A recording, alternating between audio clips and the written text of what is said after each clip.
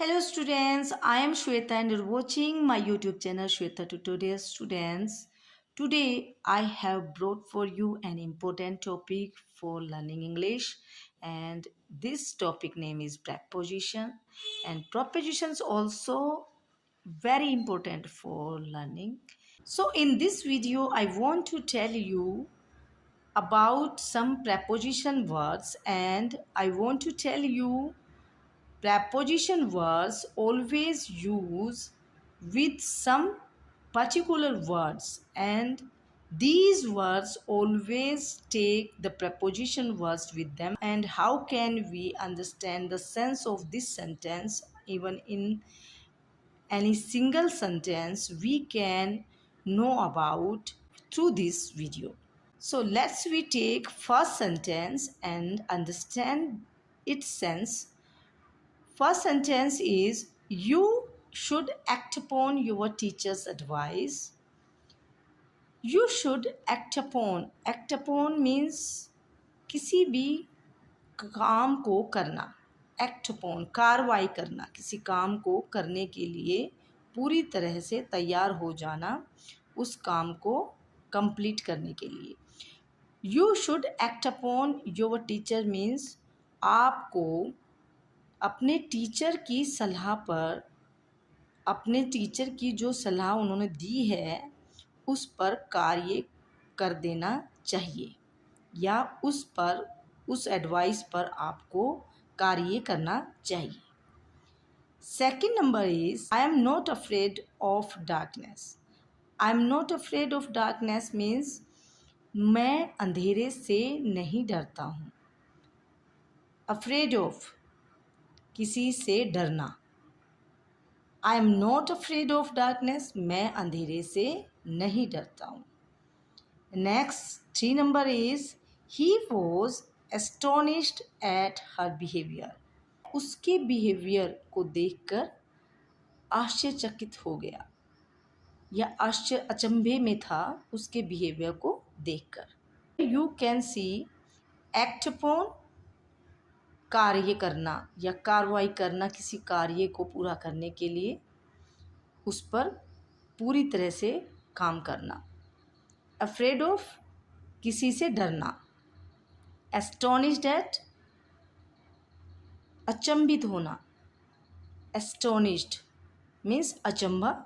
Eight अचंभित उस चीज़ पर जो कोई आपने कुछ भी देखा है. Anything else you can observe and notice at that moment. So you surprised, amazed at seeing. You can observe astonished at also, because it is a preposition, and this word also generally used in any sentence as a preposition word, and you can understand the sense of this sentence. He was astonished at her behavior. वह उसके behaviour से अचंभित था, surprise था. Next number is how rude. You should be ashamed of your conduct means इतने असभ्य कैसे हो सकते हो. You should be ashamed of your conduct. तुम्हें अपने व्यवहार पर, अपने आचरण पर शर्म आनी चाहिए. ashamed of means किसी चीज़ के लिए आपको शर्मिंदा होना चाहिए. ashamed of शर्मिंदा होना. किसी भी चीज़ के लिए, किसी भी थिंग के लिए ashamed of means होता है शर्मिंदा होना. तो तुम्हें अपने गलत व्यवहार के लिए, जो तुम ये रूडनेस दिखा रहे हो, इसके लिए तुम्हें ashamed of शर्मिंदा होना चाहिए. And 5th number is the Hunter aimed at the tiger. Aimed at उसने टाइगर पर निशाना लगा दिया था. 6th number is the train has arrived at the station. Arrived at means पहुंच जाना.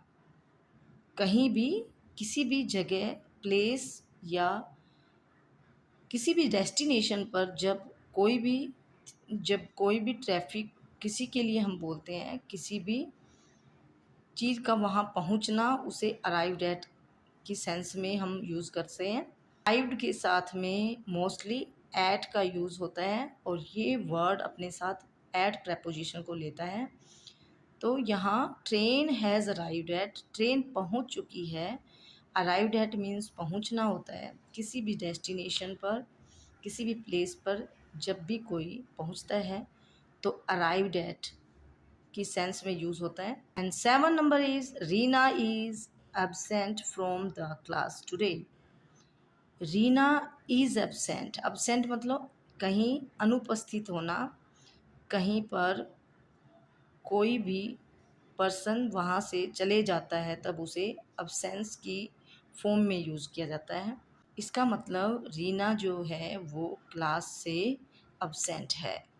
सो these are some words followed by the prepositions word. We have to learn about preposition if we want to learn English language. Focus on your preposition words and learn them whenever you get any chance. So please revise all these sentences, keep practicing, and till the next video we have to practice for all these sentences. Till then, take care.